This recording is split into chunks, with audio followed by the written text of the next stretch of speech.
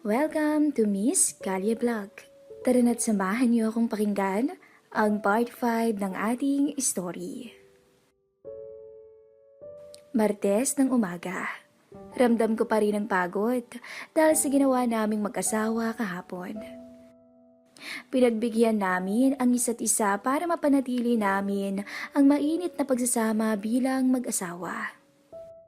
Pagkatapos kasi namin sa sofa, kung saan napakinggan lahat ng kumari naming si Stel ang lahat, ay umulit pa kami sa aming silid. Hindi lang 2 o 3, kundi 4. 4 na beses kaming nagsalo sa kama ni Jenny. Minsan napapaidlip pa nga ako tapos magigising na lang ako sa kalabit ni Mrs. Mahilig din kasi ang asawa ko. Pabor naman sa akin dahil mainit pa kami sa isa't isa. Malamang dahil bago-bagong kasal lang kami. Pero sa tansya ko, kahit ilang taon na kaming kasal ni Jenny, hindi kami magkakasawaan. Hindi kami mawawalan ng gana sa isa't isa. Tinignan ko siya sa tabi ko. Natutulog pa rin. Naisip kong wag munang bumangon. Wala naman kasi akong gagawin. Walang pinapagawa ang boss ko so mainam na mahiga na lang. Nagising ulit ako mga pasado 12:00 na. Wala na sa tabi ko si Jenny. Mula sa kusina, naamoy ko ang nilulutong pagkain ng asawa ko. Sinigang sa bayabas. Sa isip-isip ko. Nagmamadali akong tumayo. Eto kasi ang paborito kong ulam. Sinigang sa bayabas. Baboy at hindi bangus ang gusto ko. Ayaw ko kasing nag-aalis pa ng tinik.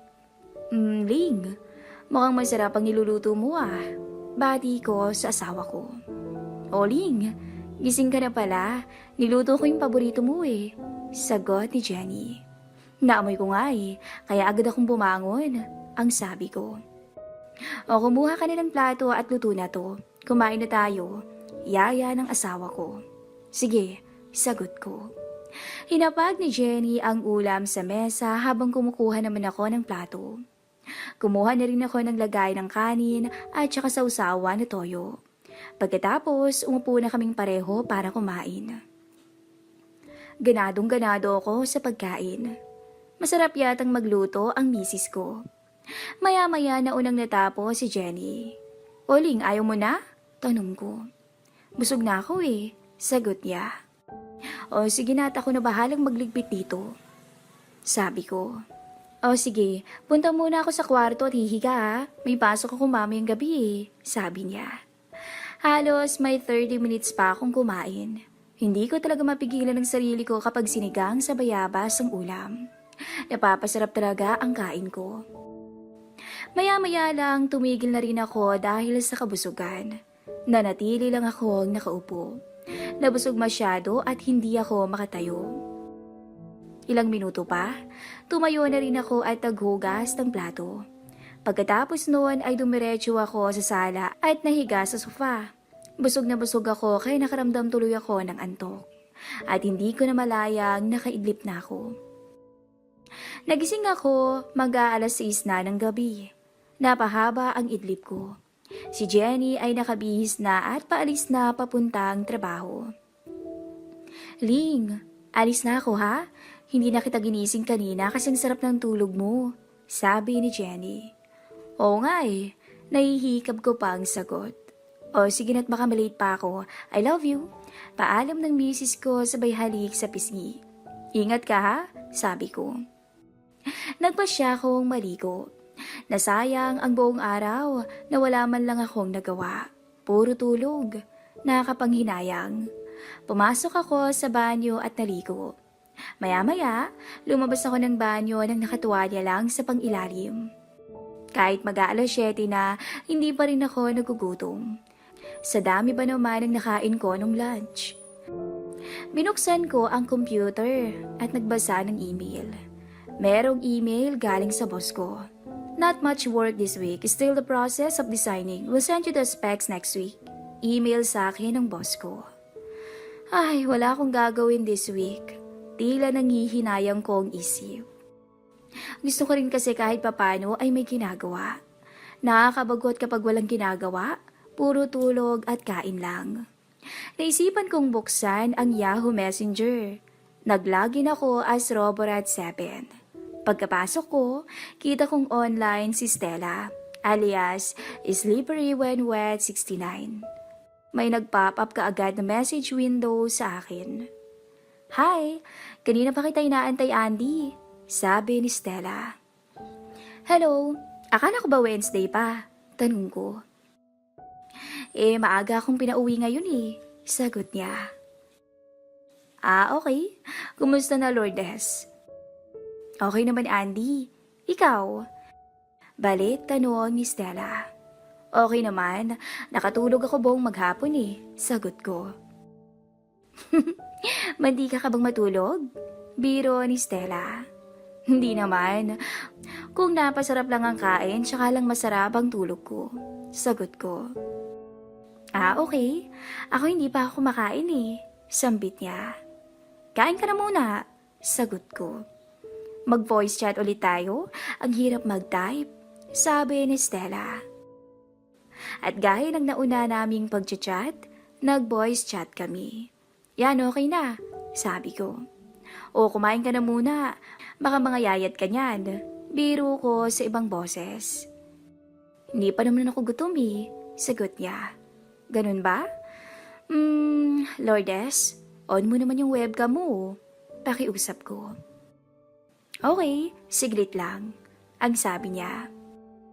Ini-on ko na rin ang web camera ko. Ilang segundo pa, pareho na namin nakikita ang isa't isa. Pero katawan nga lang. "Maliligo ka ba?" Tanong ni Stella. "Ha, bakit?" Tanong ko. "Nakatapis ka lang sagot niya. Oo nga pala no, sagot ko. Nakalimutan ko na nakatuwalya lang pala ako. Kakatapos ko lang kasing maligo. Sambit ko. Pareho tayo. Nakapantulog na nga ako sabi niya. Napansin ko nga, nakasando lang si Stella ng napakanipis. Nakahulma ang kalisugan ng kanyang harapan sa suot niya. "Ang sexy mo talaga, Lourdes." Puna ko. "Salamat." Kinikilig na sagot niya. "Alam mo anong mas sexy?" Tanong ko sa kanya. "Ano?" Tanong niya. "Tanggalin mo yung sando mo at makikita mo." Pilyo kong sagot. Ang bilis mo talaga, Andy," sagot ni Stella. "Namimiss ko na kasing makita yan." Diretso kong sagot. Sa puntong yon ay talaga namang tinablan na ako. May bumukol agad sa tuwalyang nakatapi sa akin at halata talaga to sa kamera ko. "Talaga lang ha?" Painosenteng tanong ni Stella. "Oo, sarap sigurong madama yan," ang sabi ko. Gusto mo ba silang makita?" Mahinang tanong niya. Tinablan na rin kaagad si Stella. Sabik na sabik din talaga tong babaeng to. "Hindi lang sa gusto kong masilayan. Gusto ko ring matikman," sagot ko. Saglit lang ha. Magtatanggal lang ako ng sando." Kinalas ni Stella ang suot niyang sando. At bumalandra na ngayon sa kanyang kamera ang mayaman niyang hinaharap. Napalunok ako bigla. "Grabe ka talaga, Lourdes. Panalo?" Puna ko. "Gusto mo? Gusto mo ba sila?" Tanong ni Stella. "Oo, Lourdes. Oo," sagot ko. Patingin muna ng ano mo? Nahihiyang banggit niya. Napangiti ako at nakuha ko naman agad ang ibig niya sabihin. Kaya unti-unti kong tinanggal ang tuwalyang nakatapi sa akin. At bumungad na nga sa kanya ang bagay na hindi niya masabi-sabi sa akin ng diretso. "Yan, pwede na ba yan?" Tanong ko. "Oo, grabe talaga. Ibang klase talaga." Hindi pa rin makapaniwalang sambit ni Stella. "Kakayanin mo kaya kung sakaling magkita tayo, Lourdes?" Pabiro ko sa kanya. Kasi malahiganti. Baka hindi ko kaya," ang sabi niya. "Huwag kang kabahan. Akong bahala," Sabi ko sa kanya. Kapwa na kami tinabla ng uhaw. Nang biglang maputol ang connection naming dalawa. Anak ng bulalas ko bigla. Dali-dali kong tinignan ang Yahoo Messenger. Nakalagin pa rin ako pero wala na si Stella. Naputol siguro siya. Sa isip-isip ko. Nagantay ako ng ilang segundo. Wala pa rin. Lumipas pa ang mga minuto at hindi pa rin naglalagin ulit si Stella. Naku, mabibitin pa yata ako ah. Sabi ko nang biglang mag-ring ang telepono. Hello? Bati ko. Ling, busy ka ba? Tanong ng misis ko sa kabilang linya. Hindi naman Ling, bakit? Tanong ko. Tatawag dyan si Stella eh. Puntahan mo raw at ipapaayos yung computer niya. Importante lang daw eh, sabi ng asawa ko. Pagkarinig ko noon ay biglang lumakas ang kabog ng puso ko at may sumilay ng ngisi sa labi ko. Abangan po natin ang susunod na mangyayari sa next episode ng ating story. Huwag po sanang kakalimutan na suportahan muna ang ating channel, i-like ang ating video at mag-subscribe na rin sa ating channel.